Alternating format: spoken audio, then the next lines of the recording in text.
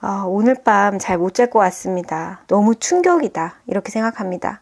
한마디로 부동산으로 가는 자금줄을 완전히 끊겠다는 선언이에요. 부동산 정책 중에 이렇게 충격적인 정책이 있었나 싶어요. 바로 대출 연장을 안 해주겠다는 건데요. 2026년 4월 1일 금융위원회에서 열린 이 보도자료는 단순히 금융업계뿐만 아니라 국세청 관계자들도 참여할 정도로 아주 관심이 높았습니다. 부동산과 금융의 절연을 위한 2026년도 가계부채 관리 방안을 발표했기 때문인데요. 다주택자 임대사업자의 수도권 규제지역 아파트 담보대출 만기 연장을 하지 않겠다. 그러나 임차인이 있는 경우에는 예외적으로 허용하고요. 2021년 이후 취급된 사업자 대출 다 살펴보고 이거 사업 목적으로 쓰지 않은 것을 점검해서 사업자 대출 이용해서 부동산 산 거 이거 모두 추징하겠다는 겁니다. 금융위원장이 2026년 4월 1일 정부 서울청사에서 가계부채 점검 회의를 열었어요. 바로 오늘인데요. 이때 재정경제부, 국토교통부, 행정안전부, 국세청, 한국은행, 금융감독원 등 다양한 관계기관과 협회 그리고 5대 시중은행, 제가 있었던 우리은행 포함해서 참석됐습니다. 이 내용 너무 저는 충격적이고요. 이 국세청 16년과 조사국 10년의 경험, 국세청에서 온 세무사 언니. 오늘 정부가 발표한 2026년 가계부채 관리 방안 보셨어요? 이번 대책은 단순한 경고가 아니에요. 저 오늘 이 발표 보고 급하게 영상 찍습니다.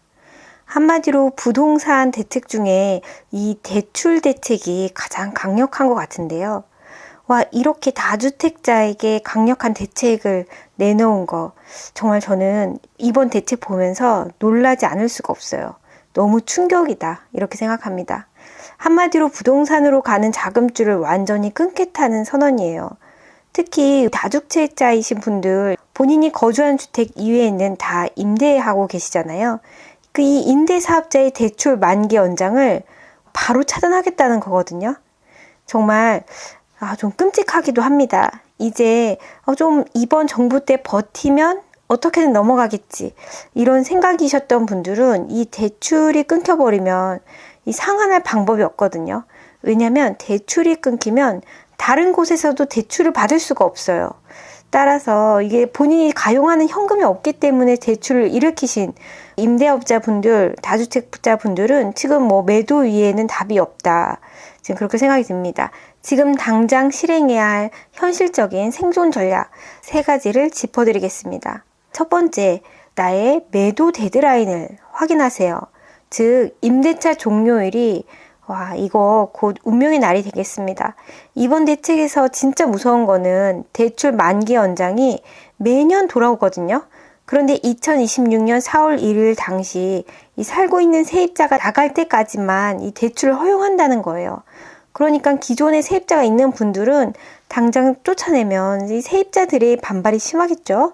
그렇기 때문에 세입자가 거주하는 기간까지는 유지해주고 그 이후부터는 만기 연장이 안 되겠다 이겁니다.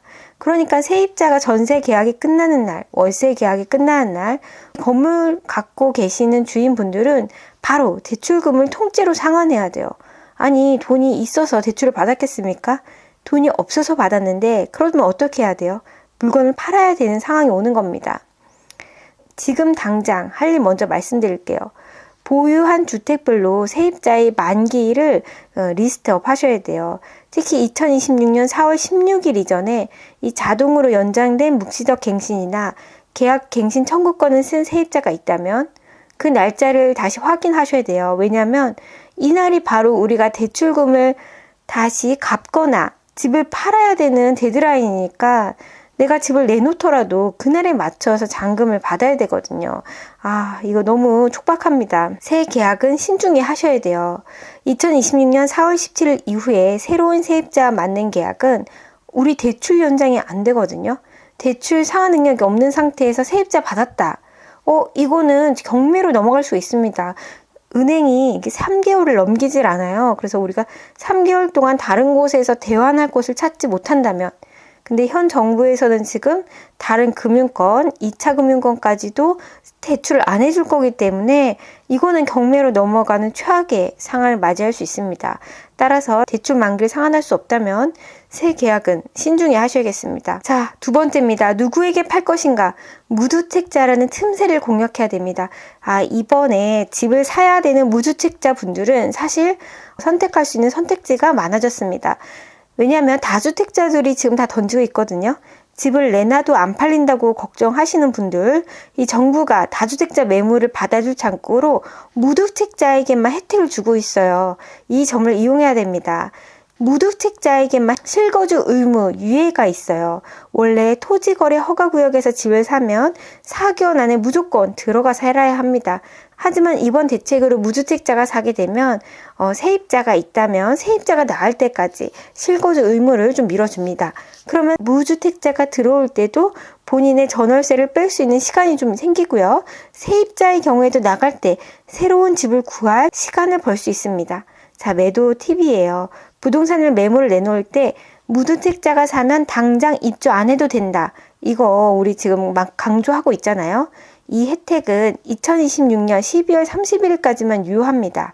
즉 세금과 대출 압박에서 벗어날 수 있는 마지막 골드라인이 될 수 있어요. 자, 마지막입니다. 이 국세청까지 나섰어요. 국세청이 전수 검증을 한다고 합니다. 와, 진짜 무서운데요. 저도 국세청 조사국에 있었지만 국세청은 사실 전수검사 비슷하게 하고 있어요. 왜냐하면 문제가 될 만한 사람들을 다 추출해내는 분석 시스템이 있습니다. 하지만 여기에서 전수를 더 넣었다는 거는 그 기간을 더 가까이 촘촘하게 보겠다는 거고요. 나는 빠질 수 있겠지라고 생각하시는 분들까지도 다 검증하겠다는 겁니다. 이때 어떻게 해야 될까요? 가산세 90% 감면이라도 마지막 막차 타야 됩니다. 사업자 대출을 받아서 아파트를 사는데 보태신 분들, 이게 상당히 좀 많으신데요. 국세청은 이미 자금 조달 계획서를 다 분석해서 적발되면 10년간 모든 대출이 막히는 이거 치명상을 주겠다는 겁니다. 사실 이거 좀 살벌하다고 표현을 할 수 있겠는데요. 이번에 정부가 발표한 가계부채 관리 방안에서 가장 같이 팔로우하는 곳이 바로 국세청입니다. 우리가 대출만 막는 게 아니라 기존의 대출을 일으켜서 이렇게 혜택을 보고 있던 분들을 정부가 다 찾아다가 과세할 거고 스스로가 자진 신고하는 것을 권장하고 있어요. 이때 우리가 해야 될 일은 어쩔 수 없습니다. 자진 신고가 최고의 절세라고 생각해요. 정부가 이렇게까지 칼을 빼든 순간 버티면 버티는 대로 당합니다. 정부가 전수 검증 전에 대출금 갚고 세금을 수정신고하면 봐주겠다는 이 퇴로를 열어줬습니다. 수정신고의 감면 혜택을 챙기세요.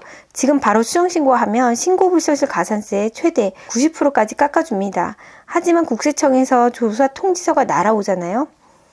사실 이때는 소용이 없어요. 설마 나는 아니겠지라고 생각한다면 국세청 안에서 조사해본 저희 입장에서는 고액 주택을 산 것뿐만 아니라 저는 고액 전세금을 얻은 분들도 다 조사를 했기 때문에 이 수억 원의 추징금을 과세해봤습니다. 따라서 나는 아니겠지라는 아니란 생각, 이거 장담할 수 없습니다. 자, 결론입니다. 관행이라는 이름으로 해왔던 것들 이제 다시 점검해야 됩니다. 이거 안 걸렸는데 괜찮다던데 이런 거 통하지 않아요. 내가 걸리면 다 걸린 겁니다. 사실 금융위원회와 국세청은 시스템적으로 서로 융합해서 보겠다는 거예요. 지금 당장 세입자 나가는 날 확인하시고 무주택 매수자를 타겟으로 매도하셔야 됩니다. 부당하게 처리한 세금 있으시다면 어쩔 수 없어요. 수정신고하세요. 이 3단계 전국복만이 이게 급변하는 정책 상황에서 여러분의 소중한 자산을 지키는 유일한 길입니다. 너무 고민하지 마시고요. 늦기 전에 자산승계 전략실과 함께 머리를 맞대고 최적의 탈출 전략을 세우시길 권합니다. 지금까지 자산승계 전략실의 국세언니 김혜리였습니다. 여러분의 든든한 파트너 국세언니 김혜리였습니다. 국세언니TV 앞으로도 자산가의 실제 고민을 해결하는 유익한 정보로 찾아뵙겠습니다. 다음 영상에서 다시 뵐게요.